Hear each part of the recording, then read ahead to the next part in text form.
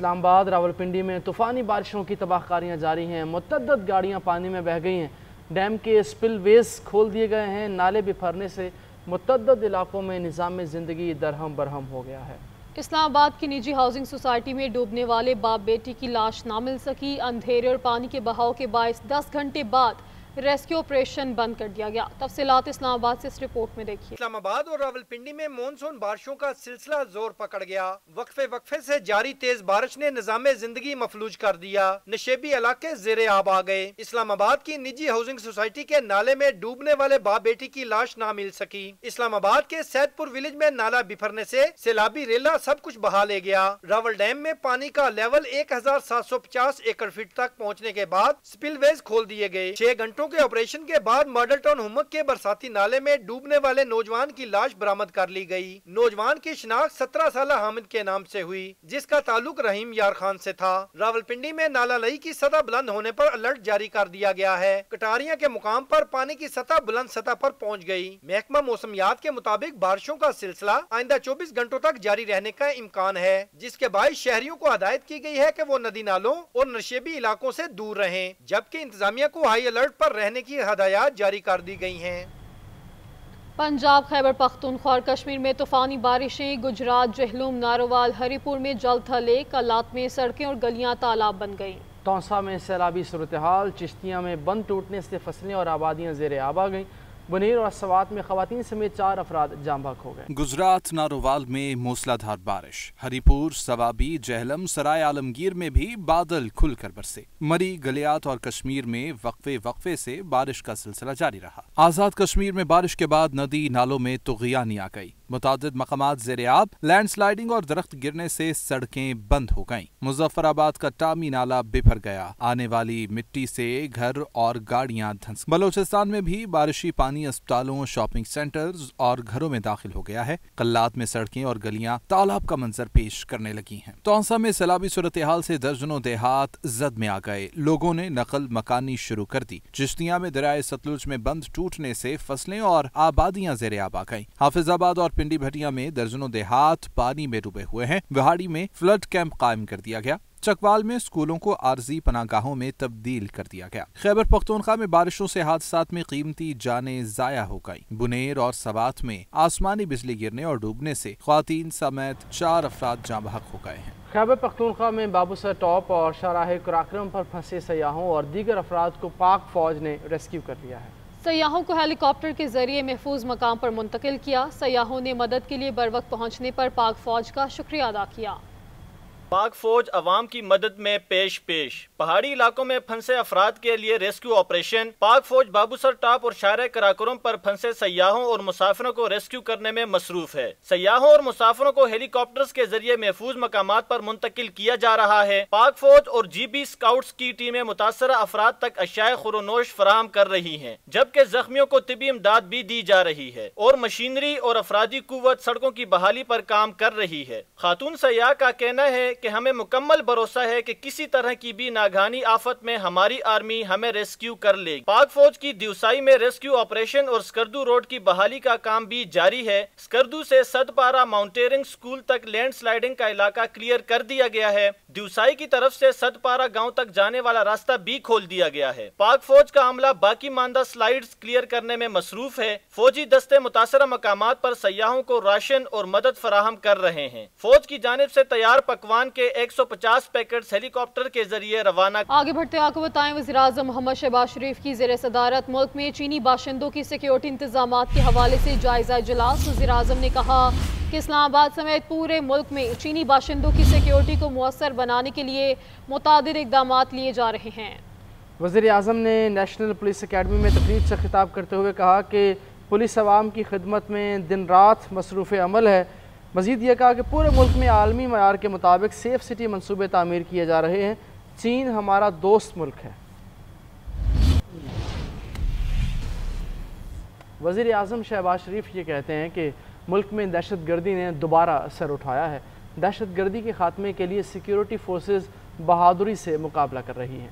National police academy میں تقریب سے خطاب کرتے ہوئے وزیراعظم نے کہا کہ پولیس عوام کی خدمت میں دن رات مصروف عمل ہے۔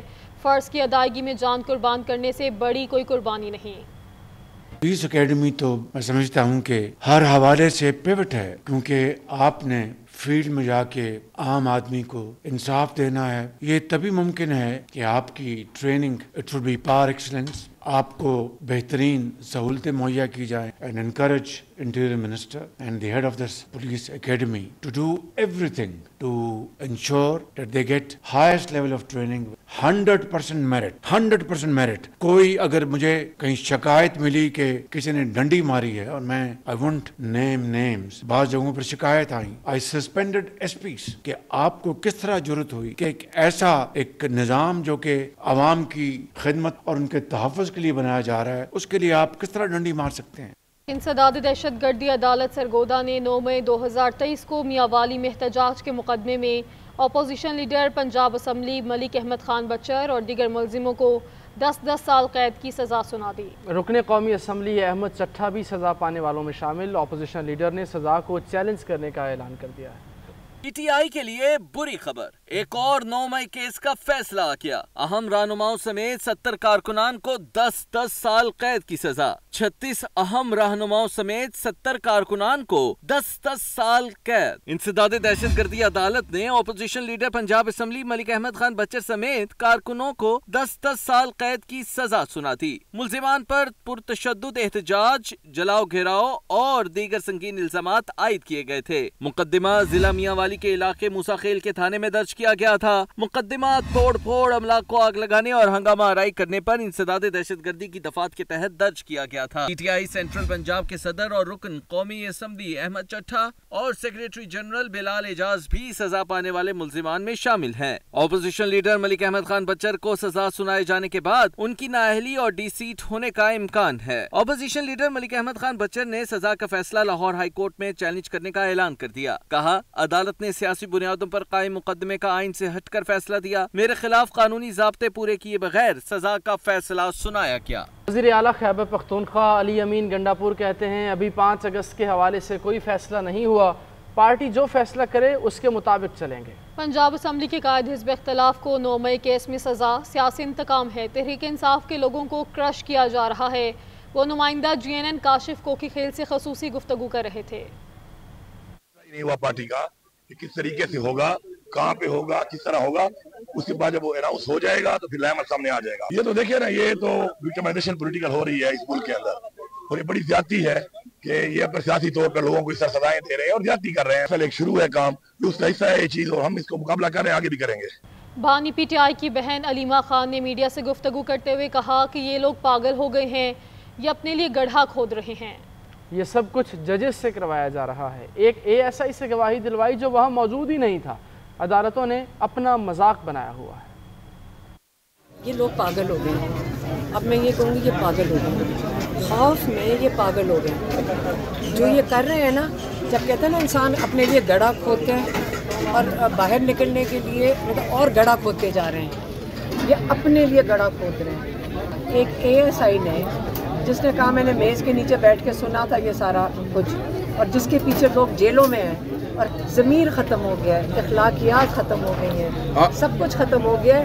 इंसान के अंदर, इंसान के मैं अगर सारे खड़े हो जाएं कि हम नहीं गलत काम करेंगे तो पाकिस्तान ठीक हो जाएगा। आपको लग रहा है कि 5 अगस्त की जो इमरान खान की कॉल है ये सारा उसकी वजह से किया जा रहा है? पता नहीं, ये जो सज़ाएँ दे रहे हैं, सज़ाएँ दे देंगे, सज़ाएँ जल्दी से दे देते हैं। रातों को कोर्ट लग रहे हैं, फिर से इतवार को कोर्ट लग रहे हैं। ये अदालतों को खुद नहीं ख्याल आ रहा, हम इनका एहतराम करते थे अदालतों का।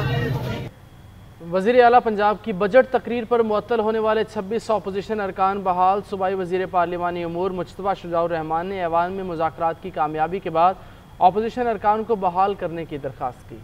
कायम मुकाम स्पीकर ज़हीर इकबाल चन्नड़ के हुक्म पर असम्बली सेक्रेटेरिएट ने बहाली का नोटिफिकेशन जारी कर दिया। अरकान असम्बली ने इस पर क्या रद्द-ए-अमल दिया, जानेंगे फसीउल्लाह की रिपोर्ट में। ओपोजिशन के 26 अरकान की मुअत्तली का मामला। हुकूमत और ओपोजिशन के मुज़ाकरात के बाद ओपोजिशन अरकान को बहाल कर दिया गया। इजलास में मियां मुज्तबा शुजाउर रहमान ने कहा कि वज़ीर आला की ख्वाहिश पर स्पीकर से दरख्वास्त की है कि ओपोजिशन नुमाइंदगान मुंतखब होकर आए हैं, मुअत्तल 26 अरकान की बहाली की जाए ताकि वो अपने हलकों की नुमाइंदगी कर सकें। हमारे ओपोजिशन के मोअज़्ज़िज़ अरकान जो तशरीफ लाए हैं उनको हम खुशामदीद कहते हैं, और हम आपको बड़ा यहाँ मिस कर रहे थे, और ہم نے اسپیکر صاحب سے ریکویسٹ کی گورنمنٹ کی طرف سے اور چیف منسٹر صاحبہ کی طرف سے بھی تھا کہ اسپیکر صاحب نظر ثانی کریں اور ان کی بڑی مہربانی ہے کہ انہوں نے نظر ثانی کی.